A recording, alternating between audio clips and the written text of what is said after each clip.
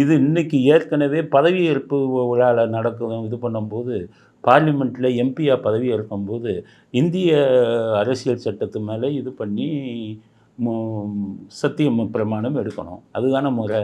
உங்கள் அத்தனை பேரும் போயிட்டு உதயநிதி வாழ்க, ஸ்டாலின் வாழ்க, தளபதி வாழ்கன்னு சொல்லி இந்தியா பார்லிமெண்ட் முறையவே கேலி கூத்தாக்குனாங்களா இல்லையா?